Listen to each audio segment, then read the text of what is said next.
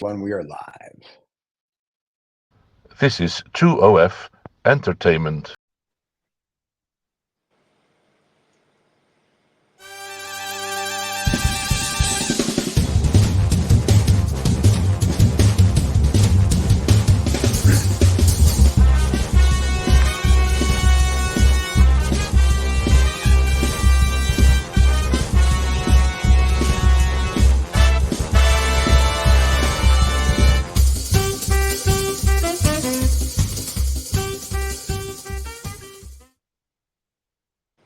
And we are back once again. Yay! Hello. Hey, welcome to No Snobs or Knobs, and our theme of No Snobs or Knobs is would you like to have dinner and cigars with? And this week, thanks to my co-host, or the host, I should say, he wants to do it with women, which is nice. Yeah, I think who we all want doesn't? to do it with women, right? But you were just telling me that you were having a problem picking women for this. Yeah. I mean, having teased this idea with you, I think Right. this was last week. I was in a real conundrum. Do I pick three gorgeous, good-looking women that Right. anyone would want to sit down and have dinner with, or is this one of those intellectual dinners where you want to have actual conversation? Right. And I have basically three candidates to go in either direction. Okay. And all week, I think you came up with your guest list very quick. I don't know your guest list, but you Right. came up with it almost 5 minutes after the last program ended. That's a I've true spent statement. I've spent a week off and on thinking about it and diving in and diving out. Right. I hope it's come out with a decent result. Let's see what happens. And my list is easy because I like to read history books. So for me, it was like as I read books, and I'm like in my mind, I'm always like, well, they'd be interesting to talk to. So I'm thinking, oh, we can do Scotch and cigars with anybody, whether it's fiction or nonfiction, right? So I'm like, That's I'm right. going to Yeah. use historical figures that actually did something. So when you came up with the idea we should have a conversation with these women, I was like, oh, I've already like off. I had like 50 in my mind. I just had to narrow them down. So it's not any. There's nothing to do with their race. Has nothing to do with their sexual orientation. Has nothing to do with anything because there's so many fascinating women out there I'd want to speak to. I just picked what I thought was the three over the last 5,000 years that were, in my opinion, very influential at their time and what they did. And that's how I looked at it. So I Very didn't care good. if they were good looking, not good looking. I just wanted to be like, their brain is huge. And I want to know why they did what they did. So I Very. approached it very, pragmatically, like I do everything I'm else, getting an very insight into analytical. your character because who you're going to pick as Yeah. a straight man is going to reflect Yeah. on what you're about. So let's go Yeah, for it. Minnie Mouse, Daisy Duck, the really important characters of our time. So, well, then we should start. So let's welcome everybody. And if you don't want to look at how pretty we look or don't look, you can also catch us on every known podcast everywhere, and Spotify and Amazon podcasting apparently is where we do really well. So you people that are not using Apple, yeah, good for you. And then you can catch us, of course, every Saturday morning if you want to see our pretty faces. Ramadan is, if not mistaken, over on April 8th, which means on April Maybe ninth. the 9th. It could go either way, whatever he wants to do.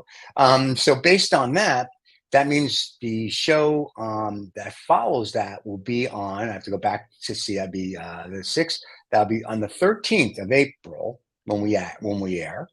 We will have Scotch and cigars. So we will be able to toast our guests as we have Scotch and cigars. And we've decided going forward that we will wear sports coats to be a little more formal. So to next week, I will dress up more than my usual black t-shirt that I wear for everything. We dress for dinner in this part of the world. There you go. Well, we do too. When I'm in anything outside the United States, I actually put clothes on. But in the United States, apparently I dress like a slob, according to everybody. Shorts and a t-shirt. Well, no. I nice jeans and a nice shirt. But anytime I leave the States, I'm in any other country, I have a sports coat on, whether it's jeans or dress pants or a suit, always dressed to the nines. But in America, for some reason, unless it's Broadway, Broadway, I still wear a suit, and I sit next to the guy from Iowa that weighs 900 pounds in a pair of shorts and Right. sandals, and I'm like, why? Get out of here! I just want to slap him. I go, please respect. But anyway, what do I know? So, and that's it. That's my little thing. So would you like No, to start this Stephen, week? Yeah, you want me to start this week? you can. First of Yeah. all, even in the absence of smoking anything or Yes. drinking anything, hypothetically, I am smoking a Cuban cigar. As always, I've kind of like drifted into the Cuban realm. I've done the New Right. World cigars, and this is for the meanwhile. This is where I've landed. So I will be smoking the cigar that I smoked last night, which was a Monte Cristo double Edmundo. Very Ooh, creamy, grassy, nice. leathery cigar. Loved it, loved it. I had to poke a toothpick into it at the end to smoke it all the way down to the bottom. So that is the cigar. It lasted a good hour and a half, 2 hours. So for dinner, that's Nice. perfect. So that's what I'm smoking with these guests. You want me to Okay. go off with number one? All right. Well, let me just say what I'm going to smoke, and then yeah, we'll go off with our guess. This way, everybody Go with on. the cigars out there. I'm doing a Partagas D, a number Oh, 6. good. I love Oh, a good wow. Wow. Partagas. I'm Yes. like, and I may or may not have, depending on what the law says with Cubans. I may have a whole box of Partagas's. So, I have a P2 lined up, by the way, for this evening. oh, So very it's a nice. Partagas P2 tonight. All right, very But I cool. love it when someone says they're going to smoke a Partagas. It's my I favorite love brand. Partagas is just always a nice smoke. And it's one of those things where I just enjoy it. And I'm like, I'm good with it. And I've never had a bad, I'll knock on wood so far, a bad Partagas. So I'm always happy with that. And There Scotch we go. wise, since I'm not sure what the ladies would like in Scotch wise, I figured because they're all dead, mine, and they're all nonfiction. They're like Minnie Mouse was a kind of a joke. But because of the statute of all these women, and one of them I know smokes cigars, that I do know. I am going to. Okay. We're going to open up a Macallan 50 for them, which I have over there on the Ooh. which I have over there on the shelf. And one day I will show the bottle, and I still haven't opened it. And all my friends are like, "When are you going to open it?" And I'm like, one day." So, It's but going to yeah, happen. It's going to happen on this yes. live session when you get to On the the live live. session, we will open the Macallan 50 when we're celebrating something. But yeah, so I'm going to do a Macallan 50 with all of them. And I know the one of them would enjoy the party. Guess I'm not sure if the other two smoked. I think one of them might have smoked opium. So she could smoke that while I smoke whatever. And the other, I think, just killed people. So it's a beautiful little thing I got going on. So with that being said, who is your first guest that hasn't killed anybody? Well, a phrase, a turn of phrase came to mind, and I based my decision on my choice of guests on that. The good, the bad, and the ugly. There Okay. was something circulating in my brain. My first dinner guest is someone who I could possibly listen to more than chat at dinner and would be able to tell me no end of stories Right. about no end of places and no end of people. Recently departed from this world, Right. the Queen. Oh, the Queen. Queen Elizabeth Oh, II. sure. Now, the reason why I picked her, I went through a few female political candidates in my head. Margaret Thatcher would have been a great Sure.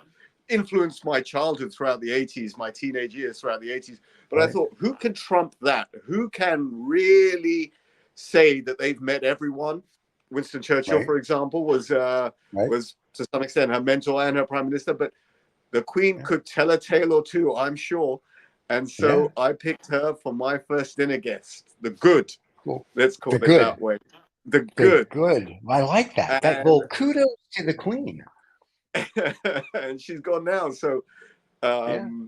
we still think we've got a queen here, and we don't. We have a Yeah, king but here. you can't really say that about Charles. He's trying. I'm just saying. So, Poor guy. I like him a lot, Poor, yeah. but he's having his health issues as well.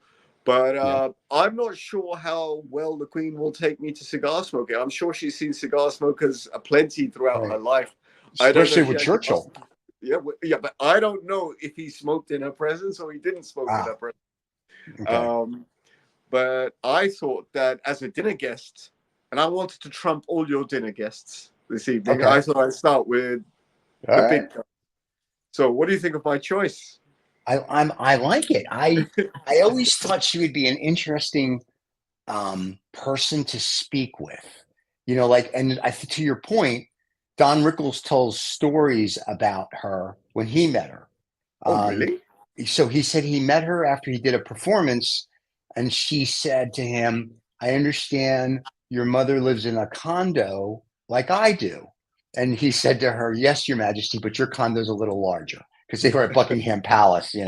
So she had a very dry sense of humor, according to him, because they actually spoke. Joan Rivers also spoke very highly of her when they met.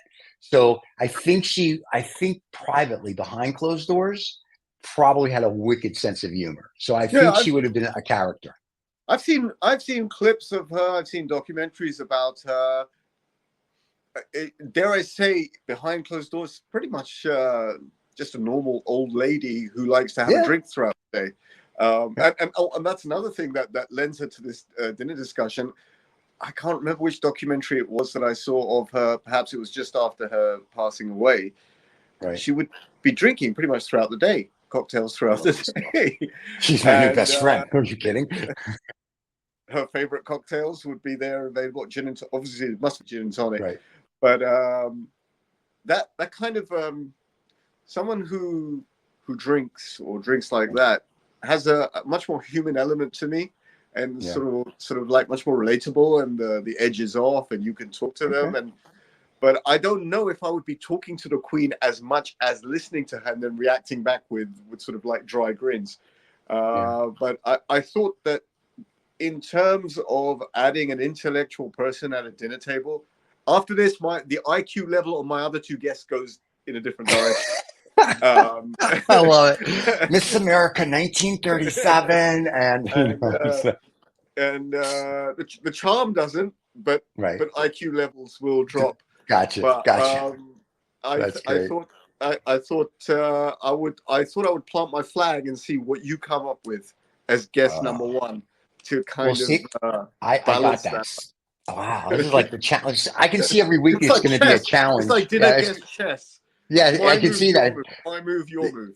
It's going to be like, okay, who can top who every week? Okay. Well, see, I didn't think the good, the hang bad, on. and the ugly. In terms Yeah. of chess, I played the queen move. Okay. Well, stop it. I like to play Go. So I like Go because I have to think much further. So I'm not going to use, I have a lady here that I could come up with. But because you picked somebody in this last 100 years, I'm going to use my first 100-year person. And my first 100-year person would be Golden Meir, the first female prime minister and only female prime minister of Israel, and who was there for the 6-Day War and kicked their asses and smoked cigars, drank like a fish, from what I've read, and she would say, I'm a tough old broad.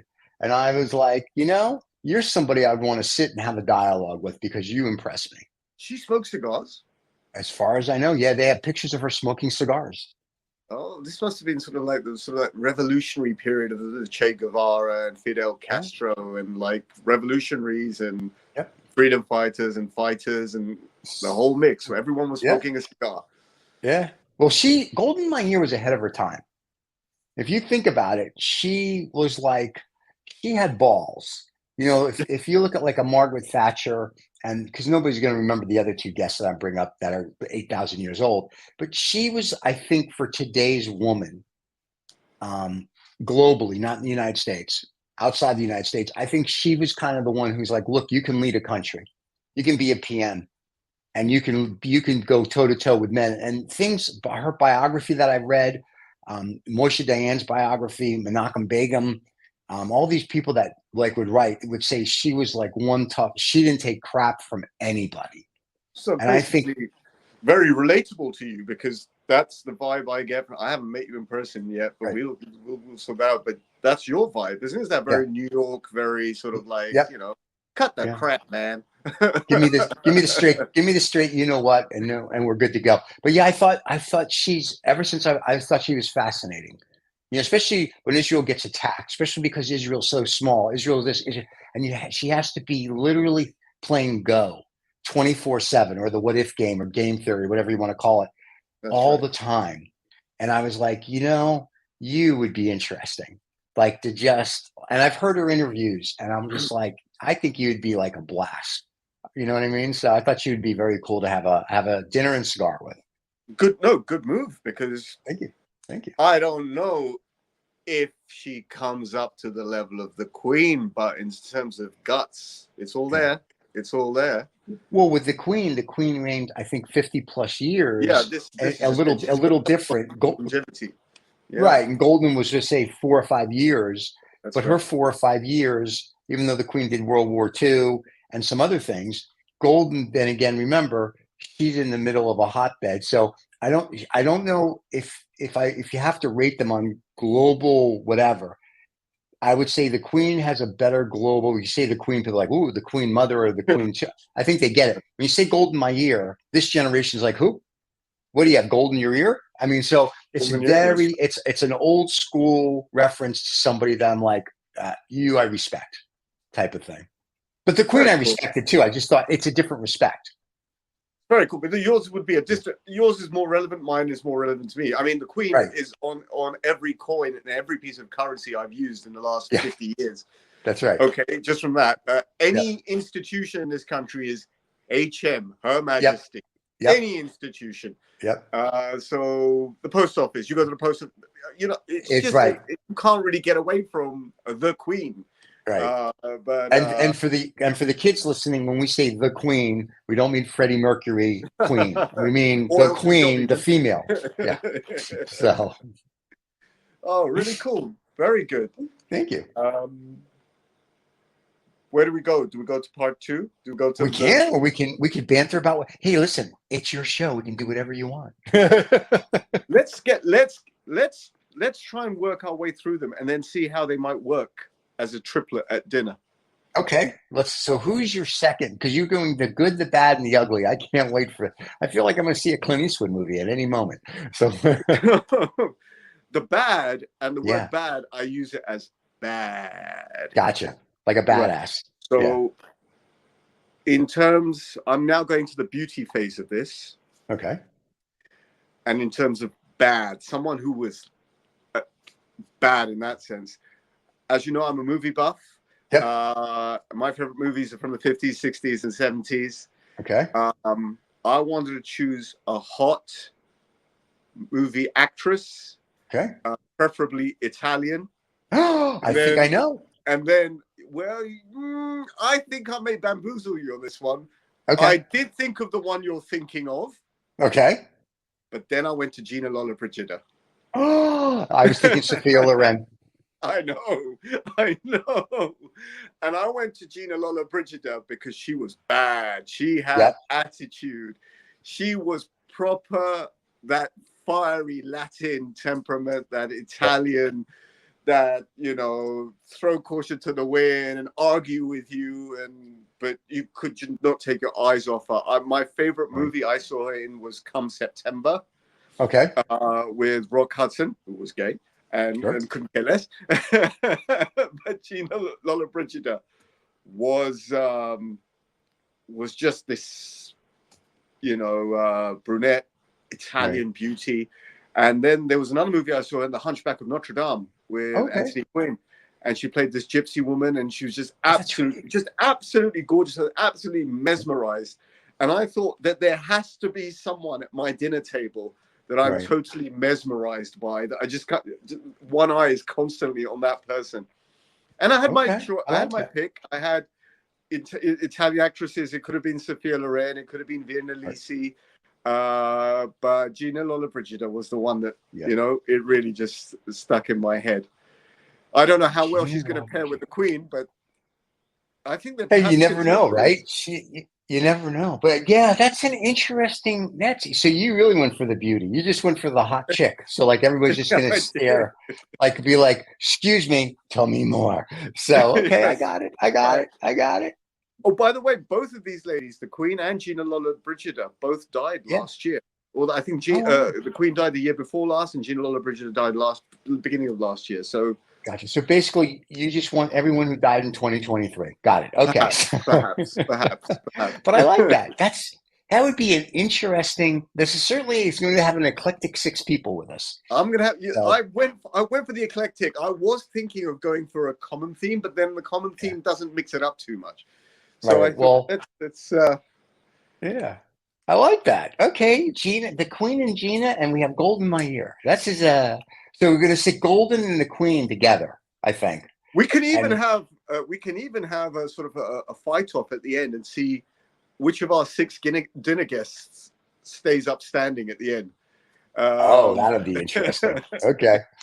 Well, my next dinner guest is like 5,000 years old. So, but back Okay. in her day, she was like va va va boom, but very smart. Okay. And I went with Cleopatra. Oh, there because you go. because Cleopatra influenced Roman politics and also literally conquered all of everything when she was the ruler. She controlled, I think it was 75% of the known countries at her top of her rule. So I went with Cleopatra thinking she was supposedly absolutely gorgeous, a body to die for, very smart, very strategic, very this. And I was like, you would be interesting to speak to. I don't think I'd let you touch my food because I'd be afraid you'd poison me, but I would think you would be interesting to speak to, just to hear about the grandeur of everything and what made you do what you did and everything. And what language would she speak to you in? I'm assuming it's going to have to be Egyptian, right? Arabic. The rumor was it that she was Greek. I heard that, but the book that I read on her said she spoke several languages. I'm sure. At that So time, I'm assuming she could speak to us in Greek, Egyptian, or Arabic. Aramaic, even. Aramaic, yep.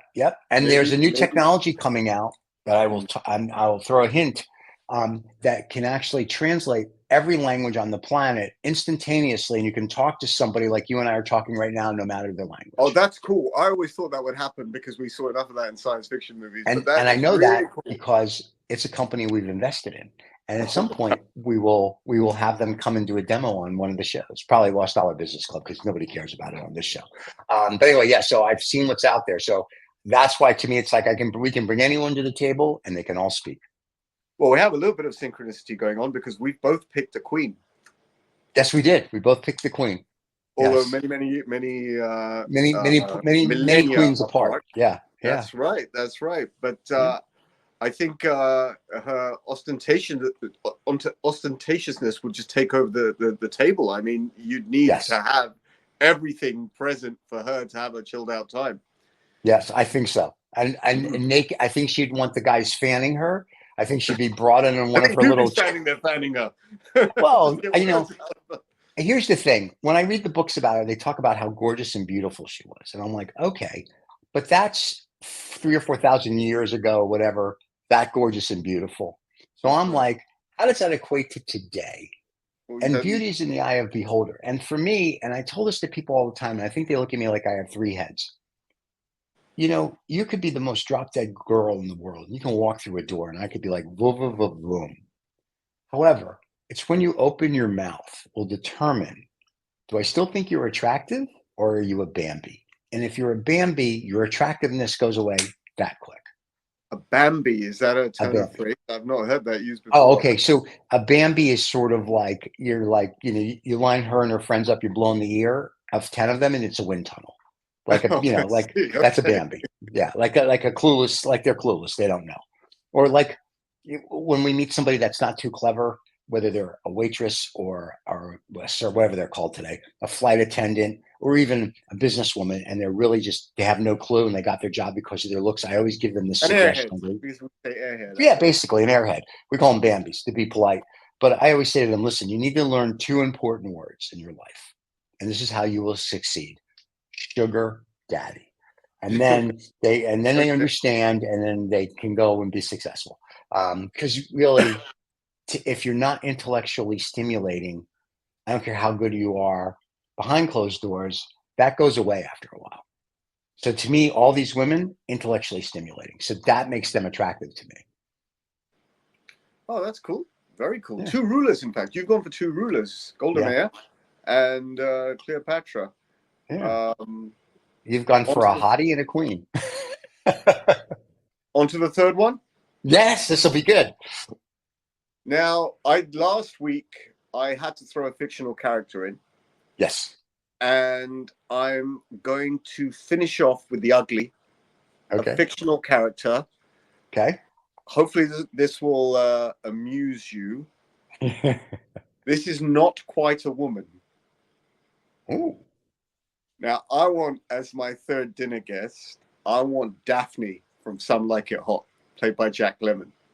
Oh, okay. I want Jack Lemmon in drag doing his Daphne impression. Gotcha. Do you remember that? I vaguely remember that. Oh, you vaguely remember that. Well, let me refresh you. Jack Please. Lemmon, who was one of the most outstanding actors ever. Yes. I think I've seen every Jack Lemmon movie. Right. Jack Lemmon just played the everyman, but in goofy Yep. situations, and his goofiness would just take him through those situations.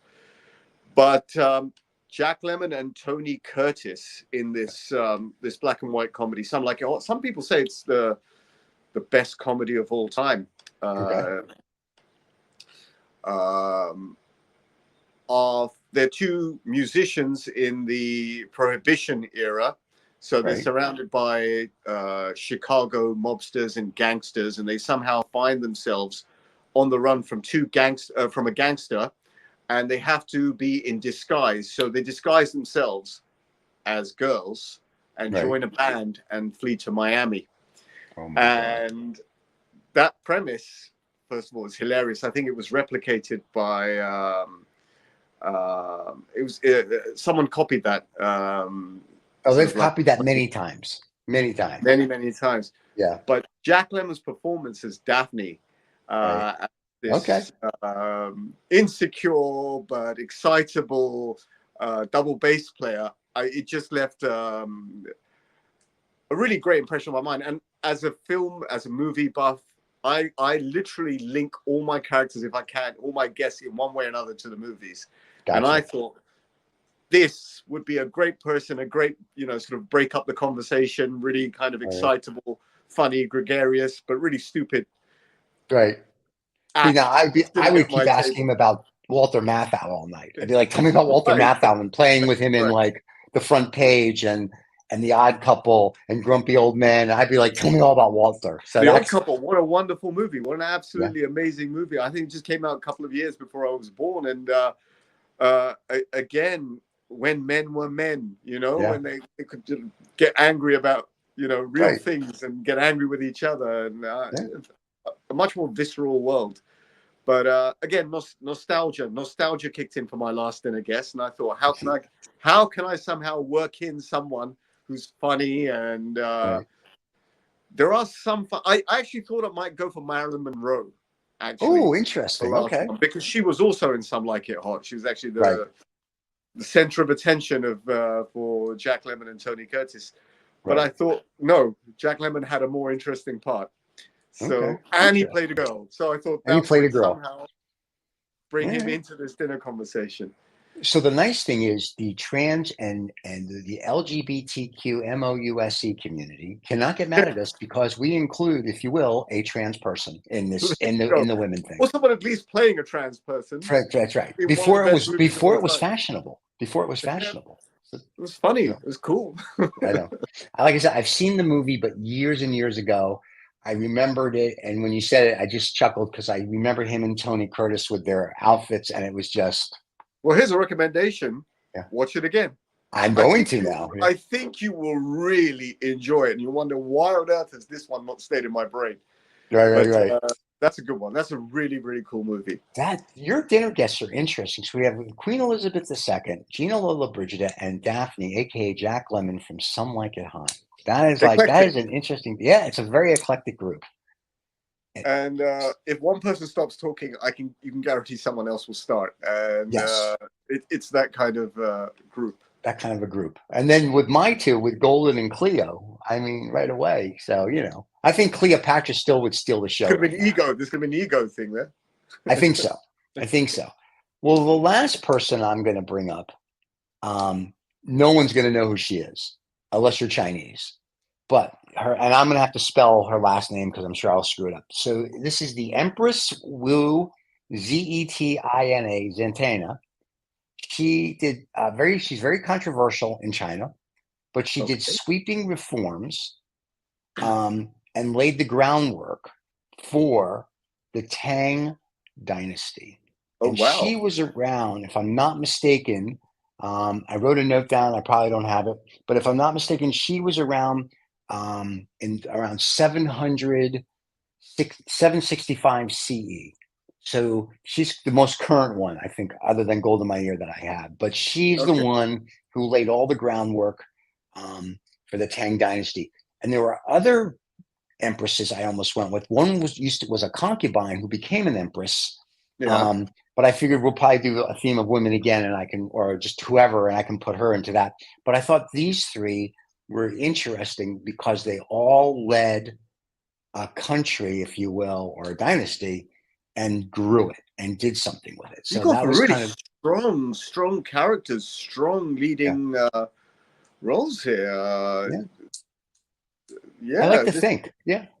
Like I said, yeah, looking at beautiful women's easy. I can do that all day, right? But having women with like, wow, that's like, no, I agree with you. I was actually yeah, torn which yeah, direction to go in, but and you can see I ripped myself apart. So yes, I did the compromise. yep, But you've gone for some three.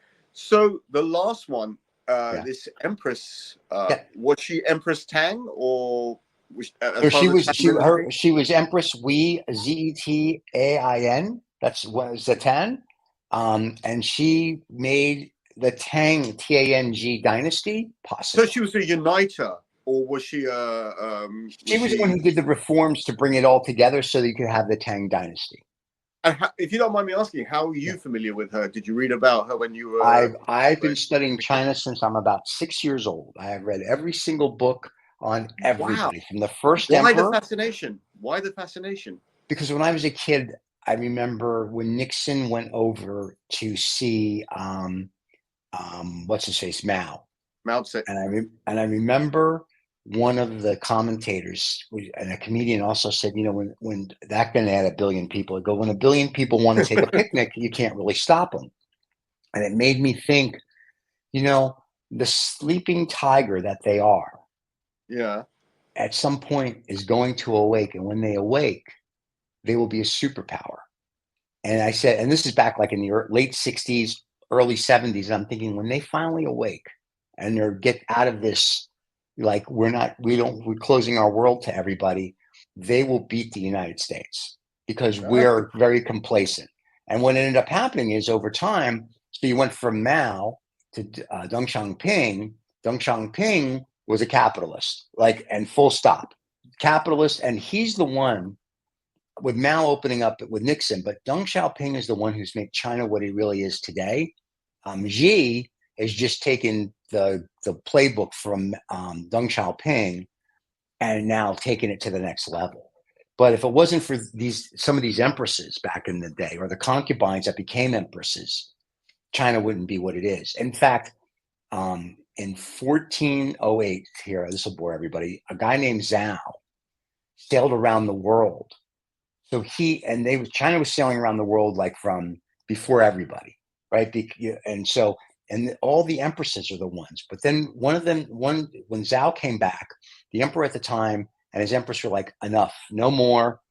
Too many people are coming and taking our spices and our silks and our this and our that. And they closed down China in like 1409, 1410 CE. And it really didn't open up again, even though things happened in the 1800s and the early 1900s.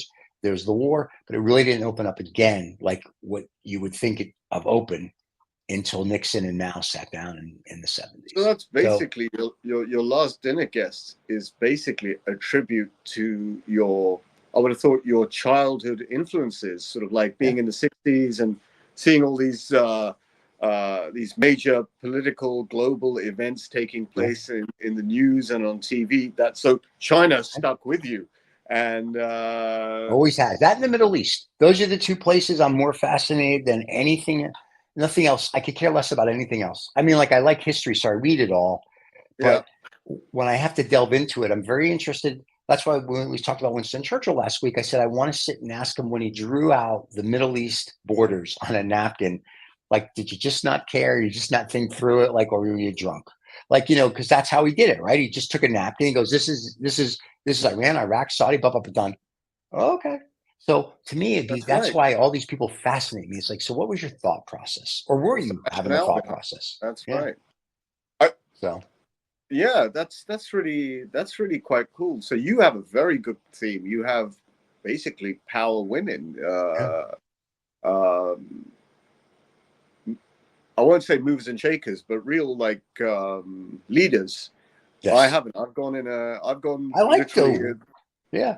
But yours Sorry. is an interesting group, right? Because you have a movie star, and then you have not really a trans person, but you have a actor playing a trans, blah, blah, blah, blah, and A whatever. drag artist, basically a drag artist. A drag queen, if you will. Yeah, And then you also have a real queen.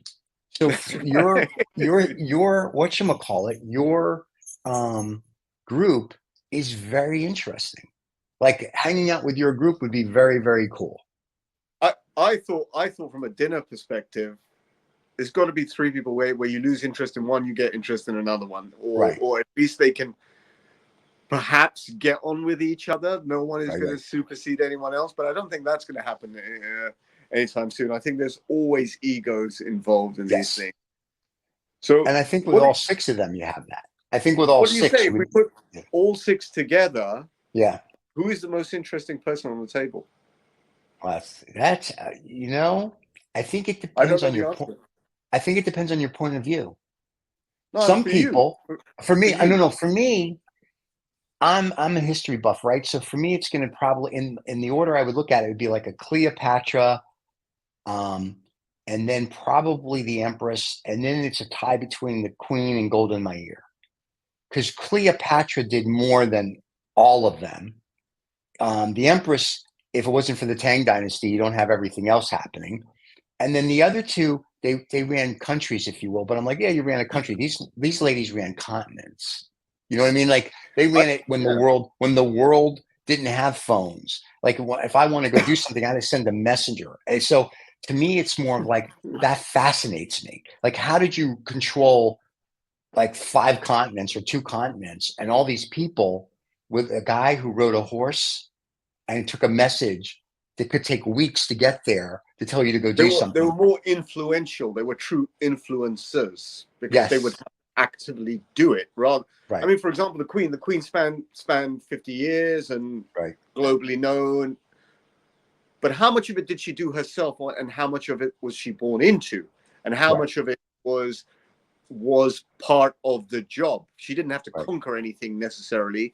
She right, didn't have to overcome anything necessarily, other than things that you and I have to overcome. right. So I guess I agree with you. Cleopatra and the princess, who I don't know much about. In fact, I'm tickled to go and do a little bit of research once you send me her name written down. I'm going to do some Sure. research. I want to know, out of these six guests, well, I think Cleopatra is pretty much the top.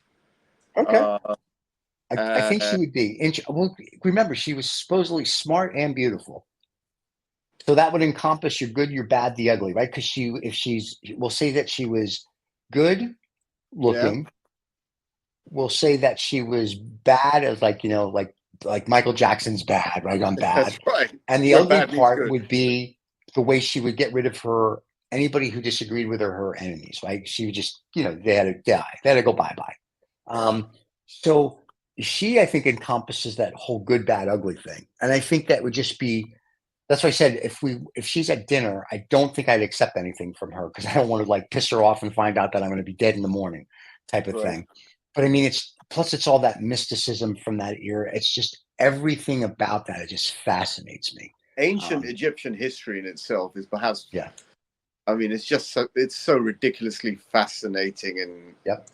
esoterical. And I've read the Book of the Dead, and the Book of the Dead is a fascinating. Whether it's like a fable, if you will. It's just like the Bible. It's a nice fable. I'm sure parts of it are true. I just don't know what parts. So to me, when I read it, I'm like, interesting. I look at it as it was interesting for the time, and behind every fiction, there's some truth. The Book of the Dead. Where did you get the Book of the Dead? The bookstore. The bookstore. I got mine at the British Museum. And my Nice. recollection is that the Book of the Dead is a compilation of incantations found on the inside of tombs in Egypt. So Right. the sort of 100, 120 incantations put together create the Book of the Dead. Because what they would normally do when they had the original Book of the Dead, they would take a verse out of it or a page out of it and put it up on the inside of a tomb wall. So to recompile it, they went back and put those together. So the Book of the Dead that I got tells the story, if you will, from like before creation to wherever. And if I remember, and I have it somewhere in a box packed away.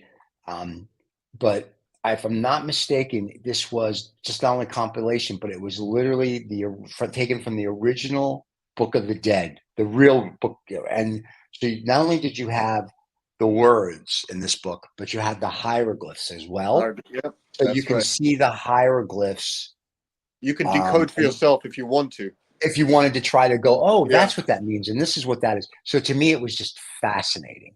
And I was like, this is very cool. So I was I had a field day with that book, and I read it a couple of times, and it was like, just the whole story of how they think everything came. The Dead, actually, that now it comes to mind. It was the ancient Book of the Dead. Yeah. But wow, we could talk. Egypt is just a fascinating topic. I mean, ancient Egypt and dynastic Egypt, ancient Egypt. These are like go off on a totally different tangent. But to get Cleopatra there, my God, actually, I hadn't thought about it that way. We're talking about her as a woman and as leader and everything. My God, the mysticism that might come with her to the table. It hadn't really occurred to me, and I guess even this empress, that the Chinese dynastic empress, might bring a thing or two. But wow, what a collection! Very different collection from last week's. Last week was for me, it was very cigar-y. This week it's much more sort of intellectually and sort of media diverse, sort of which different directions can we go in. And yours has become very historical, very well, I mean, and when I was looking at women, I was like there's Coco Chanel, who basically slept with her. She was a sugar baby, if you will, or a mistress, and she got her money to start Chanel by being a mistress.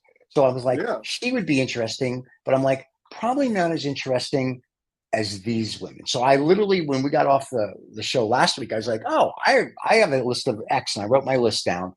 And then throughout the week, I'd think through them, and I'd be like, would you really? No, I'm good. No, I'm good. No, I'm good. No, I'm good. Like, who's a throwaway and who's somebody I'm like, I would spend. I did the exact same thing. I did the same thing. I had maybe 8, 9, 10, and I had to keep crossing them off. Margaret Thatcher got crossed off. Marilyn Monroe got crossed off, and I had to like just tighten it down. 3 people is hard to pick. Yeah, very hard. It is. Well, last week was easier, I think, but this week, because it was women, it was like, oh wow, that's a different everything. With it's guys, it's like, oh, I can pick historical figures, whether fictional or non-fictional, all day long. Women are different because I have to go back and I have to think, because in America, there's like Harriet Tubman. There's my mind just the girl that Anne Frank. There's all these women that are fascinating, but I'm like, you're only fascinating to me for this brief period of time. These other women, you're timeless because what you did spans millennia. And it's still shaking the earth today. Correct. It still affects them. Yeah. Not that Mrs. Tubman and Anne Frank didn't shake the earth, and we still talk about them, but they shook it differently. And maybe not as with a global impact, but an impact for their time. Like Gloria Steinem and these other, like Princess Di. But I'm like, but were you really someone that I want to sit down with, or you're just, it's like Kim Kardashian, you're known for this. Where's my camera? There you go. You're known for this. I want you to be known for more than, and I'm not taking anything away from Miss Kardashian, for 15 minutes of fame, if you will, because I know she does a lot and build her company, but I want someone who, when I mention their name, you're like, wow. And for the younger kids, I'm sure Kim Kardashian would be like a wow. For me, it's more like Cleopatra built an empire. It's like the Empress built an The end. empire. Yeah, That's gold right. in my ear, fought a war. These It's people, interesting. It was interesting that last week you didn't pick Alexander then. I thought about him, but the history stuff I read on him, I would if between the two, I'd take Cleopatra over Alexander. Alexander, from what I'm reading, is a messenger boy for Cleopatra. He had the balls to do it and he would get it done, but it was really her direction. She'd be like, here's what, and he would strategically plan it with her, but she was really the brains behind the operation. Like the joke we always say to people, sit there and look pretty. Yeah, she sat there and looked pretty. Meanwhile, she played go better than anybody. And so she would tell him, go do this, go do that. And then he would plan it with his generals. And he would talk to her and she'd be like, yeah, maybe you should do. And he'd be, oh, good. So from what I read, she was really, very smart and intuitive. So, and him is just sort of like, you're a soldier. If I'm going to have dinner or cigars with a soldier, it's going to be Patton, like a Rommel, one of those guys that were really one of the real strategic guys. So it's picking to pick is always very difficult. That's why when you said we're going to do this, like, I can't wait to see what you want to do for next week, because that's going to be an event as well, right? So my picking definitely becomes okay, my fantasy, it's like my fantasy football. This is my fantasy dinner. If this is like, same with you, like, who could you have? That's why I was joking about Minnie Mouse and, Daffy Duck and, none of them would interest me. So I have to have somebody who would keep me stimulated. You've just given me an idea. Okay. You said, what about next week? Yeah. And I've been racking my brain for a theme for next week, but you gave me the idea straight away. Okay. This is about dinner guests. Right. So next week, I suggest we have people who have something to do with food involved. Ooh, food people. Okay. Culinary, gas, All right. gastronauts, foodies, chefs. Okay. Let's go for people who enjoy talking about their food, who are into their food or related to food, because the food and drink will go, and therefore the cigars will go. I like that. All right. What So do you next think? week is food people. I like it. Okay. That's going to be a toughie. Fictional, I don't know food people. non-fictional. Yeah. I can pick 3 non-fictional foodies straight away. Okay. I can give you. Can I have a tease suggestion for next week? Yeah. This is what came into my mind, but it came into my mind and went out straight out. Right. Cookie Monster.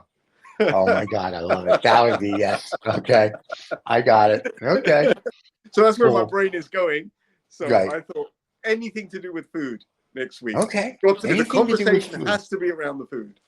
Gotcha. Okay. And it could be fictional or non-fictional. Fictional, non-fictional, contemporary, historical, doesn't make a difference. But Cookie Monster was as out there as I could think of right now. Okay. And I like that. So he is about food. Okay. Because you said that, now my brain, I know where I'm going with this. And Cookie Monster was in my head because yesterday evening I drove through Hampstead and I went past the house that Jim Henson used to live in. Oh, and there's a big blue plaque there. And so okay. the Jim Henson thing was going on in my brain, and hence Cookie Monster came out of my mouth just now. That is funny. I have now several things in my mind for who the food guest should be next week now. But it must have a strong anchor to food. There must be for food or their love of food or one way or the other. It's got to be, whether it's a real or fake chef or a food person. Yeah. Yes, I see where you're going with that. I think I know where you're going with that one. Because that chef already is sitting in my head, but we can... right. Yeah, that's the one. Yeah. So real or fake, whether they're a chef, a foodie, whatever. Yeah, no, I know where we're going to go with this next week. That'll be good. So I thought that might be that'll be fun. Might be a nice theme. Yeah, why not? It'll be fun. It'll get the foodies involved in our show. There we go. I like it. Very cool. Well, my friend, this has been fun. It's always good to see you. I love your guests. And just to remind everybody, we had the Queen Elizabeth II, Gina Lollobrigida, a Daphne from Some Like It Hot, better known as Jack Lemmon. We had Golden My Right. Ear. We had Cleopatra and Empress Zetian, Zetian. And I promise, and forgive me, anybody who knows how to pronounce her name better than I. Speaking is not one of my top 10 things. But those were our dinner guests, and with our cigars and scotch. Just from the balance of those lists, we know where the IQ points are weighted. They're weighted very much in your direction because you picked some kick-ass guests. Well, yeah, I think all 6 guests are fascinating on both sides of the coin, and it'd be an honor to sit at a table with any of them, and you, of course. So there you go. And it will be an honor for your editor to somehow manage to scroll their faces along the end of this video and see what happens. Good luck with that. Good luck with that. Good luck with that. My friend, I will see you next week. Have a wonderful week. And in 2 weeks, everybody will be having Scotch and Cigars on the show because Ramadan will be over. Thank you. Catch you later. All right, my friend. Have a good one. Cheers.